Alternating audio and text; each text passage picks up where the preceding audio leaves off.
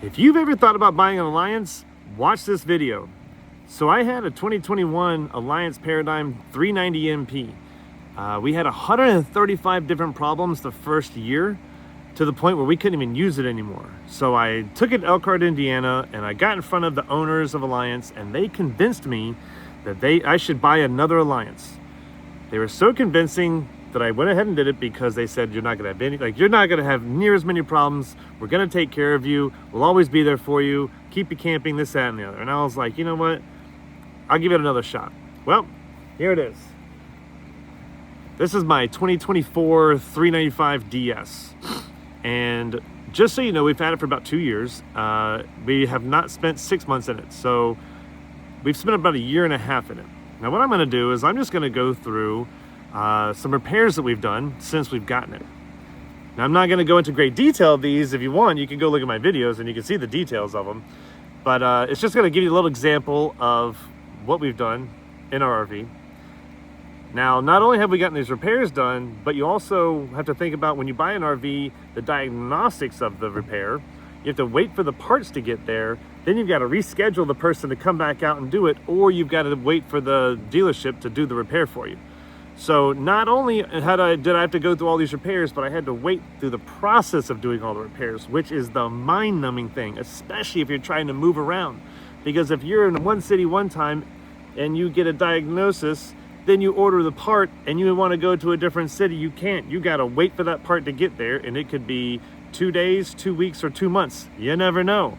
So here we go. It all started with the shower leak. I don't know if you've seen the videos, but my whole shower started leaking. The whole shower had to be pulled out. The wall had to be rebuilt, and I had to put a new shower in there. That was the start of it. I also had a leak in the basement. The door that opens to the basement started leaking, and that was in Elkhart the first night I had it. They went through 3 doors in 3 different cities before I finally got that one fixed. And for about 1.5 months, I rode around with it just duct taped up, because we were traveling and I didn't have time to wait for a door 2.5 months. So I've had multiple toilet issues back in the back. There's a macerator toilet. We've had that one pulled out, rebuilt. I've had the front one right now doesn't hold water. This is the 3rd time it doesn't hold water. The little flapper's broken yet again. The refrigerator.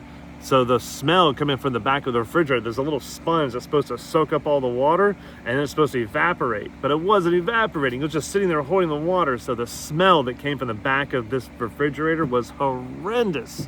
And you should go back and watch the videos of that. There's a multiple series video of that one, because we couldn't figure it out. We thought we had a dead animal in there. But we didn't. We ended up having that one sent out, but because it was on a ledge, we wanted to replace it with a residential fridge, so that ledge had to be taken out, and we had to rebuild it above it. And to this day, the refrigerator doors still don't shut all the way. Brutal. Hate that part about it. We've had 2 air conditioners in the front. One was actually replaced the first day, like at the factory.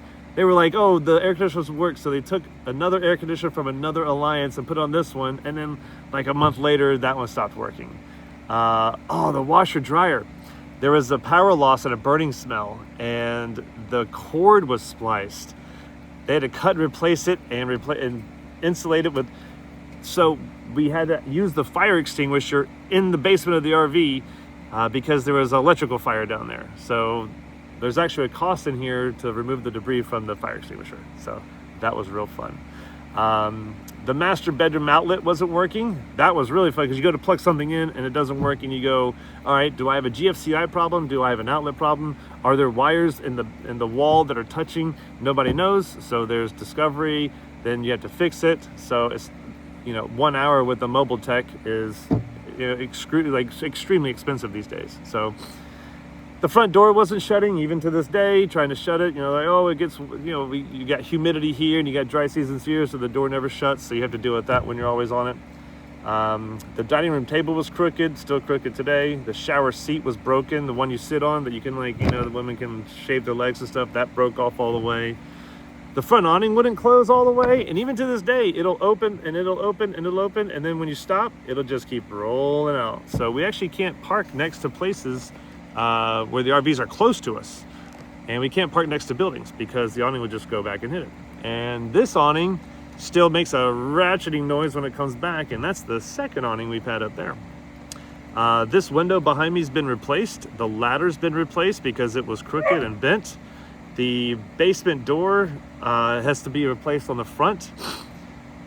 The living room screens won't roll up. Man, the number of screens we had that won't roll up is so hard to get to a screen. So even if you want to do it yourself, getting back behind the screens and replacing those blinds, very hard, especially now because they use the double blinds, super hard. So you actually have to get a mobile tech sometimes to do these things.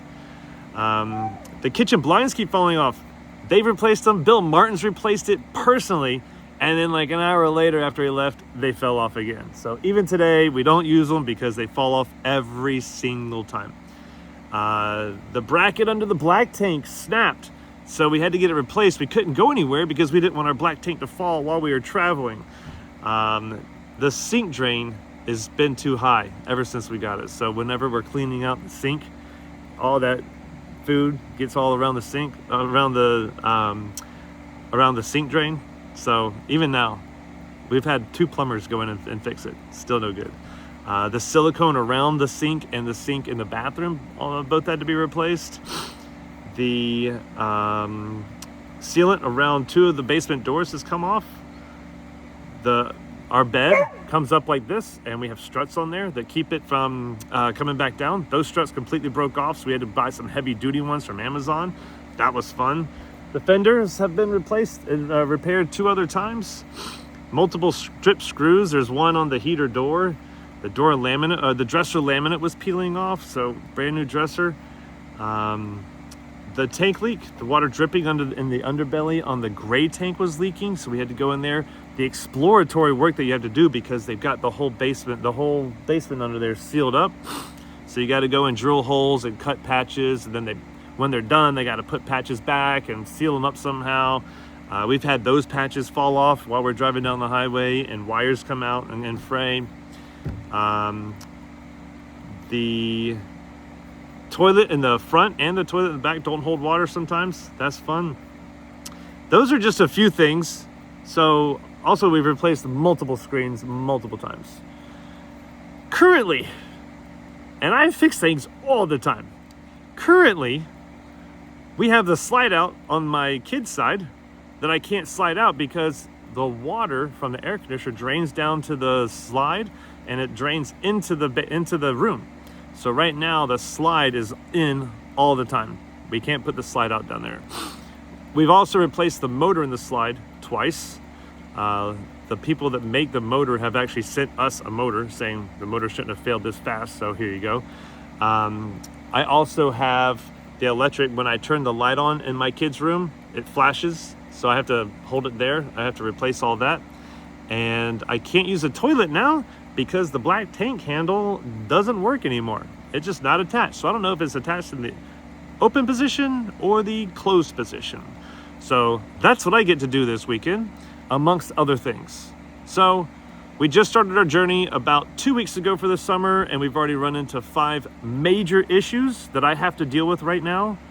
Instead of spending time with my family, quality time with my family this summer, I get to spend it ordering parts, figuring out how to get the parts, hiring mobile techs, paying mobile techs. And just so you know, in the past 1.5 years, they say that you're not supposed to count receipts, but I'm going to show you anyway. I have spent $13,780 just in repairs, and I still have all those to go. So, before you buy your next RV, send this video to people. If you have any questions, email me, hey@crappyrv.com, or if you want to have fun, just go to crappyrv.com and enjoy the content. Good luck out there.